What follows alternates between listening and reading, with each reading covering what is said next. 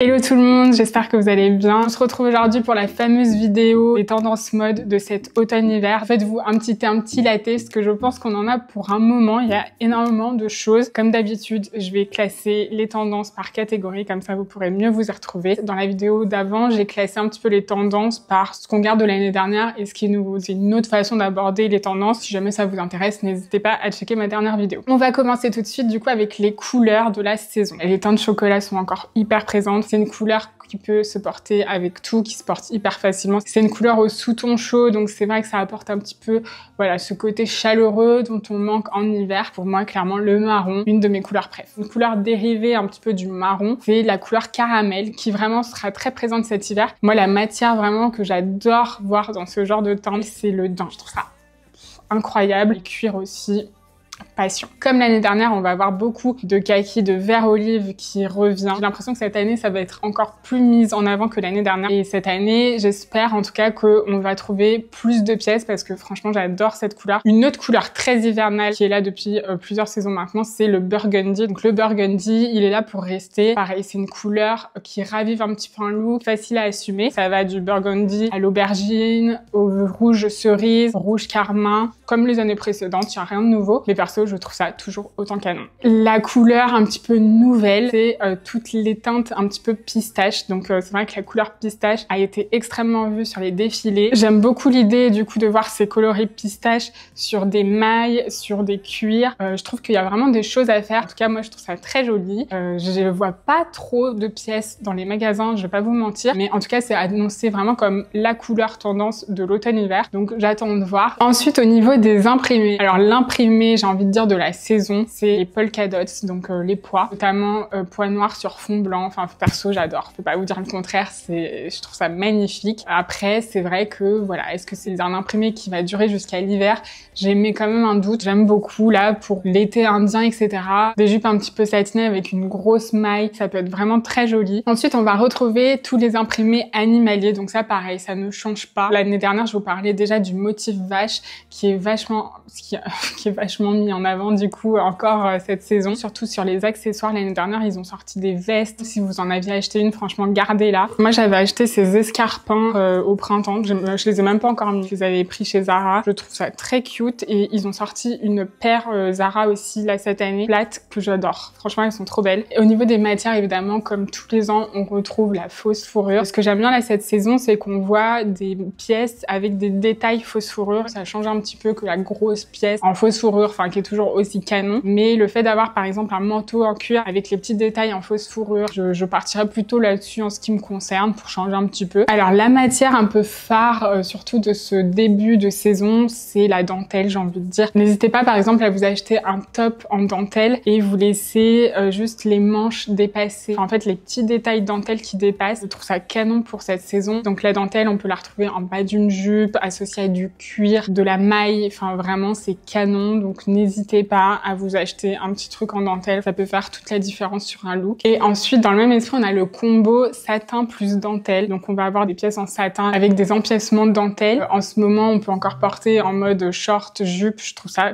canonissime, c'est trop beau. Je suis vraiment une grande fan de cette tendance. On continue du coup avec les matières. Donc il y a le cuir, évidemment, le cuir indémodable et son cousin du coup le cuir tressé. Voilà, perso j'adore, il y a rien de nouveau encore une fois, mais c'est canon, et notamment les total look cuir. Donc n'hésitez pas à investir dans une belle veste en cuir. Perso, j'investirais plus dans des pièces de couleur chocolat ou vert olive. Ça me donne plus envie que d'acheter une veste en cuir noir. Évidemment, je ne peux pas parler des matières sans parler du daim, donc c'était un petit peu la nouveauté l'année dernière. Si vous aviez acheté des pièces, vraiment vous pouvez les sortir sans problème. J'ai vu notamment maintenant des robes incroyables, j'adore le daim dans ses déclinaisons chocolat, caramel, vert olive, mais je peux devenir dingue. Ensuite, on passe aux formes et aux détails. La forme de la saison en matière de veste, c'est les funnel neck jacket. C'est tout simplement des vestes à col cheminé. Je trouve que ça donne de la prestance, ça apporte vraiment quelque chose. Et dans le même esprit, c'est une autre tendance et c'est aussi une alternative du coup, c'est le popped collar. Donc c'est tout simplement le col relevé. On peut le faire avec tout ce qui a un col. Vous relevez le col, ça apporte tout de suite une certaine allure. Une autre tendance qui est facile à adopter dans la vie de tous les jours. Ensuite, au niveau du coup des des formes, on a un retour du slim. N'en déplaise à certaines, je sais que ça va pas plaire à tout le monde. J'ai commencé à en remettre l'année dernière et en fait je trouve que ça allège tellement à look. Encore une fois, j'ai une certaine lassitude avec tous les pantalons oversize, etc.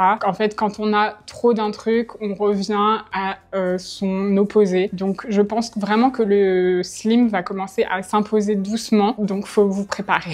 Ensuite, évidemment, on a encore de la frange, notamment dans sa version maille, un peu moins en daim et en cuir parce que je trouve que c'est vu et revu. Mais voilà, il y a des vestes canons avec des franges à mélanger à des pièces du coup qui n'ont rien à voir. On va pas mettre des franges avec des Santiago par exemple, et je pense vraiment que ça peut faire des looks canons. On a aussi un retour du nœud, notamment au niveau des cols. On a pas mal de hauts, un peu style lavalière, ça revient énormément. Évidemment, on a encore les bold shoulders, donc les épaules XXL, que ce soit des épaulettes, des formes un petit peu ballon. On veut de la structure au niveau des épaules. Ça amène tellement d'allure à la silhouette. On a beaucoup de cols un peu style Pierrot. C'est un style qui a été beaucoup mis en avant dans les défilés. Pour une chemise, je ne dis pas non, franchement ça peut être mignon. Au niveau des gimmicks, alors pour celles qui savent pas ce que c'est un gimmick c'est une façon de porter un vêtement. C'est une manière de se réapproprier une pièce en fait. Premier gimmick mode qui me vient en tête en ce moment, c'est le foulard autour de la taille. Donc un foulard porté,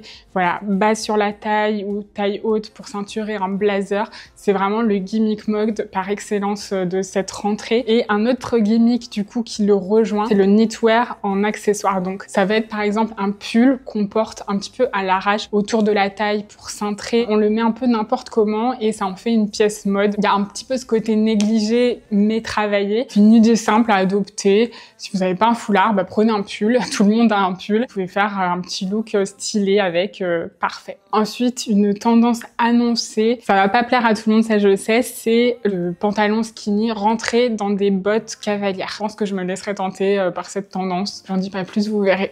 On va avoir notamment aussi tout ce qui est monochrome. Donc les looks monochromes dans les tons marron, dans les tons vert olive. On a le layering en transparence, porter des pièces un petit peu transparentes sous d'autres pièces pour laisser apparaître voilà des jeux de matière. Et sinon, je pense à un autre gimmick qui est un peu plus bold, un peu plus lourd. Justement, c'est le layering exagéré. Donc on accentue, on exagère tous les layering, des trucs qu'on n'aurait pas fait de soi-même parce qu'on trouve ça un peu chargé. Justement, on va rechercher ça en fait. Donc ça, c'est un autre gimmick mode qui peut être intéressant. On va en venir du coup à ma partie préférée, les pièces phares. Donc la première que je suis obligée de citer, c'est la ballette sneakers. Vraiment la basket en forme de ballerine. Ça plaît ou ça plaît pas. C'est une tendance qu'on voit très présente chez Puma et aussi chez Adidas. Évidemment la Puma Speedcat ballette. C'est le modèle le plus vu, surtout dans les tons argentés. Donc c'est très pointu. Ce que j'adore, c'est mélanger avec des chaussettes en dentelle. Toujours chez Puma, on va avoir la Speedcat Go. Je les ai achetées, elles ne sont pas encore sold out, donc si jamais, je vous mettrai le lien dans la barre d'infos. On a chez Adidas les Samba Jane. Alors j'ai déjà craqué, donc j'ai pas encore reçu les Puma, mais par contre j'ai reçu les Samba Jane. C'est celle-ci. J'ai commandé 2 paires, je sais pas lesquelles je vais garder encore, mais je vous avoue j'ai quand même un faible pour celle-ci, cette couleur-là. Celle-ci c'est les classiques, elles sont très belles. Mais j'adore celle-là quand même. Et il y a aussi une marque qui a renommé carrément ses modèles Sneakerina, donc c'est la marque Vivaya. Pareil, j'ai commandé, j'attends de recevoir, je vous montrerai. C'est des baskets satinées, c'est très ballet de corps et franchement j'aime trop. Au niveau des paires classiques, donc on a les 204L New Balance et en fait c'est des New Balance qui ressemblent beaucoup aux New Balance sortis en collab avec Miu Miu, donc voilà, elles cartonnent en ce moment. Évidemment, je les ai achetées, donc j'attends de les recevoir, je vous les montrerai comme le reste. L'idée aussi c'est de switcher un petit peu les lacets pour les faire ressembler davantage aux baskets de la collab Miu Miu. On adore, on est fan, on valide. Et ensuite on a les Puma Speedcat. J'ai trouvé une paire de Speedcat Elevated façon un peu daim, caramel. Je les trouve incroyables, j'attends de les recevoir. Donc voilà pour les modèles de baskets tendance. On a le trench court, ma passion du moment. J'en ai trouvé un canonissime, comment vous dire. Il vient de chez Meshki, il est ouf. Et sinon, vous avez des modèles dans toutes les enseignes portés avec des shorts, avec des bottes, avec des baskets, un jean. Comment vous dire, c'est ma pièce préférée pour le moment. Ensuite, on a les pantalons ballons, donc les Aladdin Pants.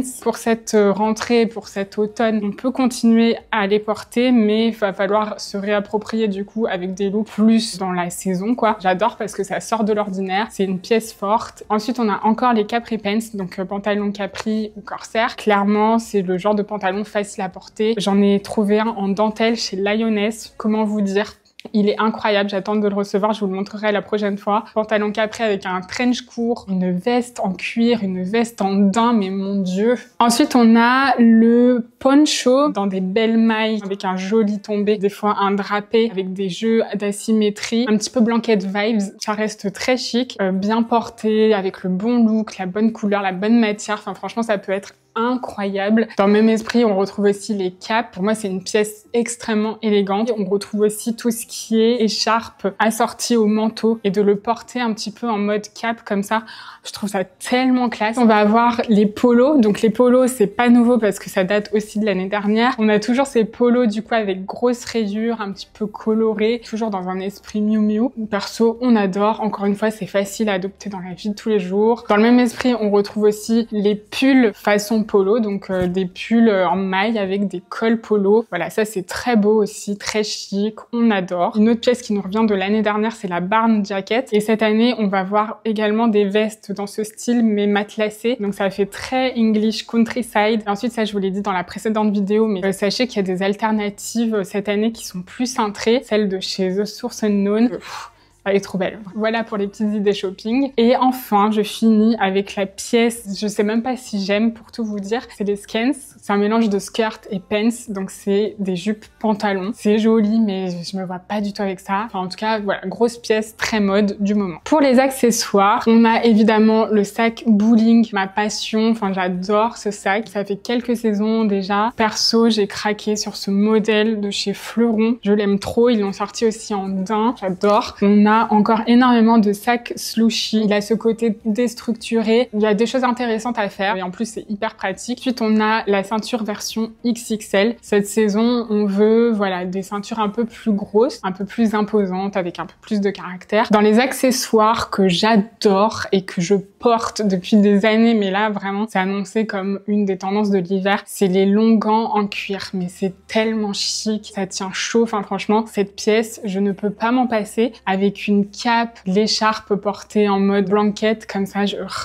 suis fan. On retrouve aussi, après des années et des années, de plus en plus de longs colliers, donc un petit peu façon sautoir, notamment avec des gros pendentifs. Ça fait longtemps qu'on n'en a pas vu, donc je trouve ça intéressant. Une option en plus à envisager. On retrouve du coup notamment pas mal de pompons, donc que ce soit des pompons au bout de ces longs colliers un peu sautoirs. Voilà, c'est une petite tendance qui est là niveau bijoux, accessoires, donc voilà, c'est bon à savoir. Accessoire phare du moment, c'est les Aviator Sunglasses, que ce soit lunettes de vue ou lunettes de soleil. Et aussi dans les tendances lunettes, je remarque aussi un retour. Vous savez, les lunettes avec juste le verre, il y a des modèles très jolis chez Miu Miu. Si jamais vous portez des lunettes de vue ou de repos, c'est un petit accessoire complémentaire assez stylé. On voit aussi un retour, donc c'est très pointu, du pillbox hat. Donc voilà, faut oser, mais je trouve ça incroyable. Bien porté, c'est canon. Enfin, il y a une tendance aussi d'avoir des petites chaussettes coupées. Il y a beaucoup de filles qui font ça, qui coupent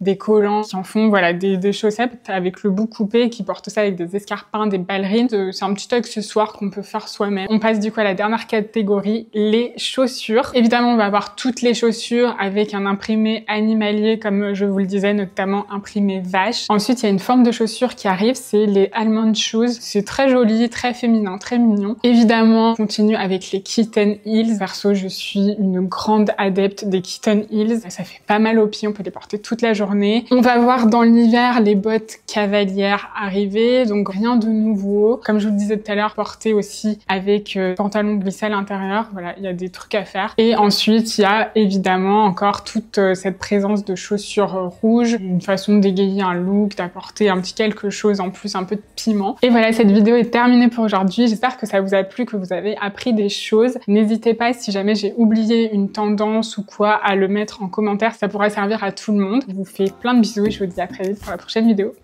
À plus!